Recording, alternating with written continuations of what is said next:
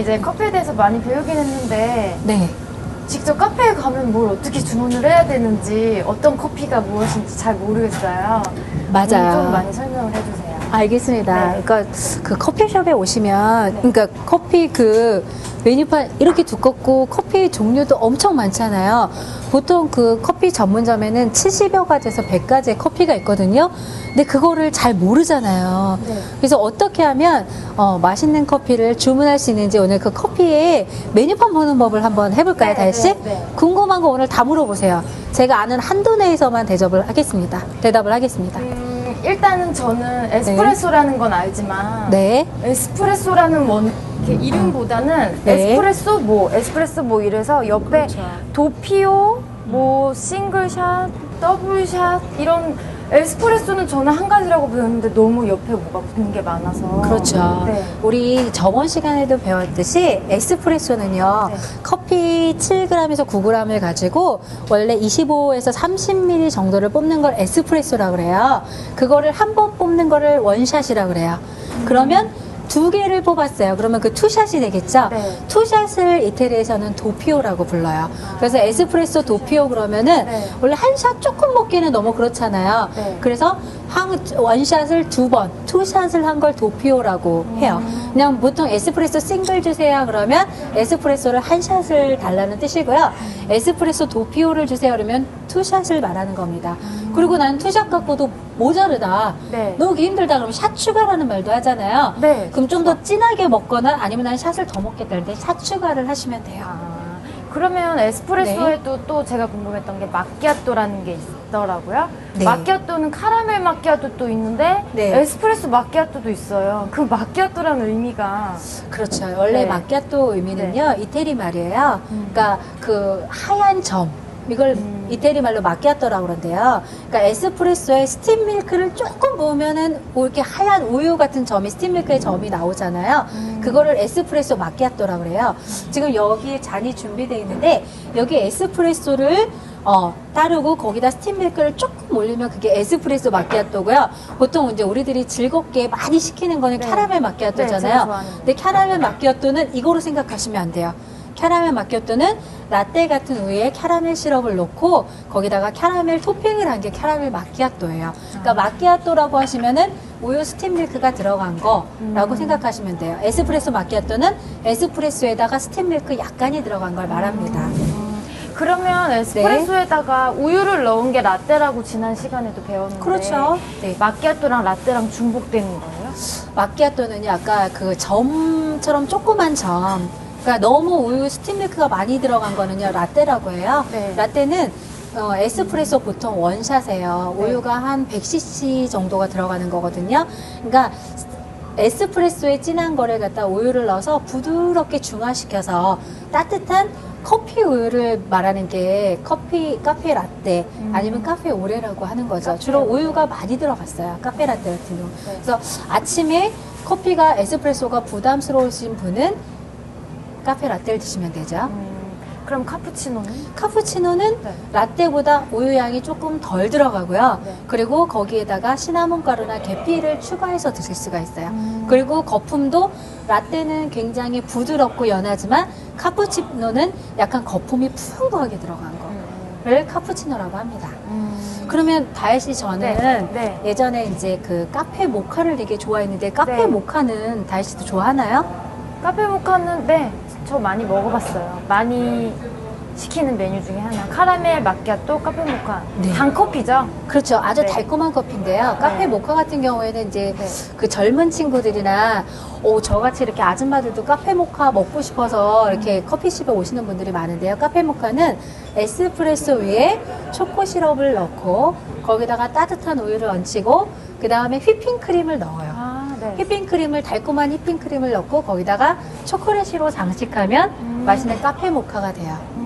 그러니까 에스프레소가 들어가는 왜 에스프레소가 다 들어갈까 연구를 해봤더니 이 모든 종류의 뭐 마키아토, 라떼, 카푸치노, 카페 모카, 캐러멜 마키아토 이런 것들은 다 뭐가 들어갈까요? 베이스가 에스프레소. 그만큼 에스프레소가 굉장히 중요한 커피고요. 네. 에스프레소를 맛이 없게 추출한다거나 맛이 없는 에스프레소를 가지고 이런 메뉴를 만들었을 때는 역시 라떼나 카푸치노도 맛이 없다. 없게 되는 거죠.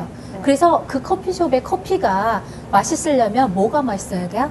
에스프레소. 에스프레소. 네. 음식점에는 장맛이 맛있어야 된다고 많이 얘기하잖아요. 네.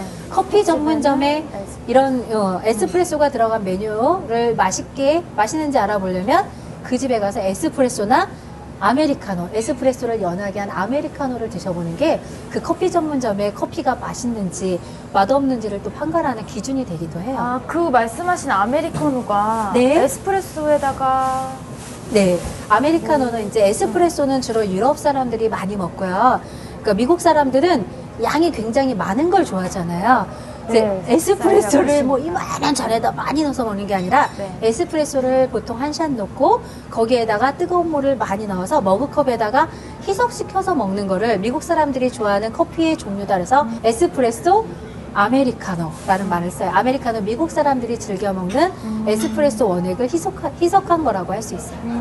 네, 알겠습니다. 네, 그러면 네. 다혜 씨 여기 보면은 이제 에스프레소로 만든 카페 음료도 있지만 보통 커피 전문점에 가면 드립커피나 스트레이트 커피라는 말을 많이 쓰거든요. 네, 그거는 봤어요. 뭔지를 알까요? 스트레이트 커피에서 원두 네. 이름이 옆에 있더라고요. 근데 네. 제가 원두를 요새 좀 많이 공부하잖아요. 그렇죠. 네, 다혜 씨가 근데도- 좀 많이 하죠. 네, 그게 홈카페에서는 핸드드립도 배우고 사이폰 배우고 모카포트를 배웠는데 도대체 스트레이트 커피라는 거는 어떤 기구로 내려주는 건지. 이제 스트레이트 커피는 주로 이제 커피 전문점에서는 드립 기구를 사용하는 경우가 많고요. 아니면은 커피 브로워나 아니면 메이커로 내려주는 경우도 있습니다. 근데 이 커피도 굉장히 종류가 많아요.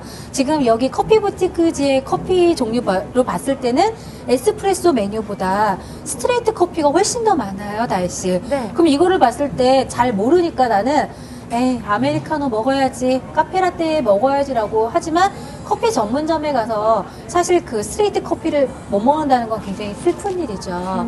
그래서 스트레이트 커피를 어떻게 보는지를 제가 오늘 간단하게 알려드리겠습니다. 다혜 씨, 이런 스트레이트 커피는요, 보통 앞에 제일 먼저 나라 이름이 붙어요.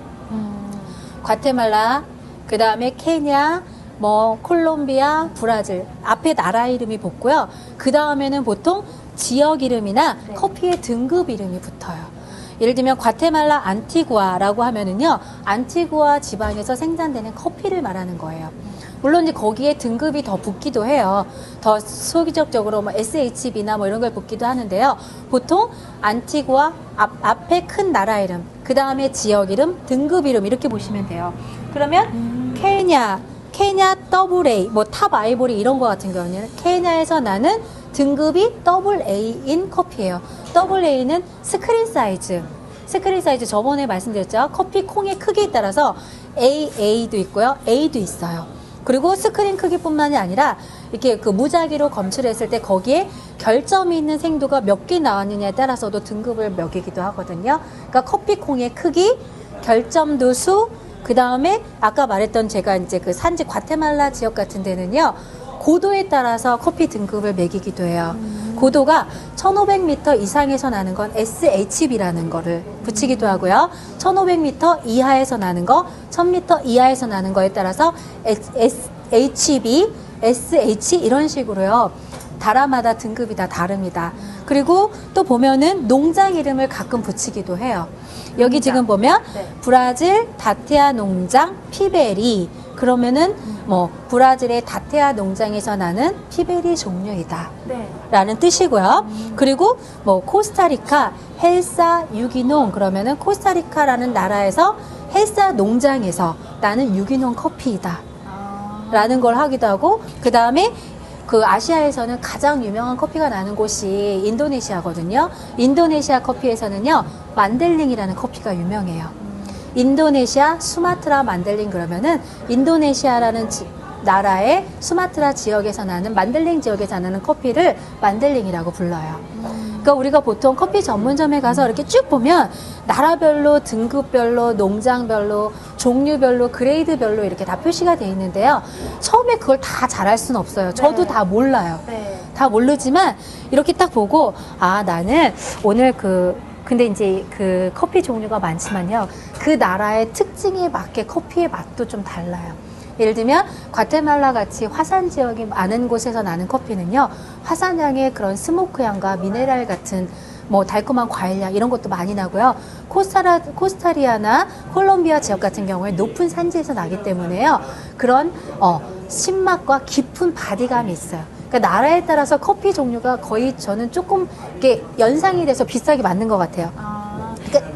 그러면 나라를 먼저 기억을 하고 나라의 맛이 비슷한 거를 본인한테 맞는 걸 찾은 다음에 그렇죠. 어느 카페든 네. 같은 원두가 있는 게 아니니까 그렇죠. 나라라도 기억을 한다면 다른 네. 데 가서도 그 나라의 커피를 선택을 하면 좀 입맛에 맞는. 그렇죠. 예를 들면 나는 오늘 안 먹어봤지만 케냐 지방의 커피가 먹고 싶다. 그러면 케냐 지방의 커피 중에서 그 서빙하시는 분한테 여쭤보는 거예요. 오늘 저는 케냐 커피가 먹고 싶은데 케냐 커피 중에서 오늘 제일 좋은 커피는 뭘까요? 아니면 로스팅 날짜가 제일 신선한 건 뭘까? 이렇게 여쭤보고 먹는 것도 한 방법이고요. 그리고 보면 이제 커피 설명이 좀 자세하게 써 있어요. 그러니까 그거를 다 맛을 정확하게 알지는 못해도 자기가 마셔보고 싶은 나라, 또 나는 어떤 맛을 좋아하는지를 설명하면 그 와인바에 가면 소믈리에가 그 와인에 대해 설명을 해주잖아요. 커피 전문점에서도 서빙을 하시는 분이 이렇게 전문적인 커피 설명을 하실 수 있으니까요. 한번 여쭤보시고 들어보시고 또 맛을 보시고 또 나름대로 테이스팅 노트라고 해서요. 이게 그 맛이나 향이나 뭐 커피 이름을 잠깐 이렇게 기록해서 놓는다면 훨씬 더 좋은 커피 공부도 할 수 있고 커피 맛도 느끼실 수 있을 것 같아요. 아, 네, 알겠습니다. 네. 네. 이제 커피숍에 가서 웬만한 커피는 다 시킬 수 있나요, 다혜 씨? 네, 뭐 마키아토가 뭐고 모카가 뭐고 자신 있게 친구들한테도 권유해 줄 수 있을 것 같아요. 네. 그리고 좀 더 진하게 먹고 싶으면 뭐라고 네. 하면 될까요? 샷을? 추가. 네, 샷을 네. 추가해달라고 말하면 조금 제가 즐기는 커피보다 좀 진하게 먹을 수 있고, 아니면 저는 좀 연하게 마시고 싶어요. 그러면 역시 서빙 커피 전문가 직원들한테 저는 좀 연하게 마시고 싶습니다 라고 요구를 하셔도 좋습니다. 네, 알겠습니다. 네, 다음에는 역시 네. 홈카페로. 홈카페로 복귀하도록 홈카페로. 하겠습니다. 네. 네.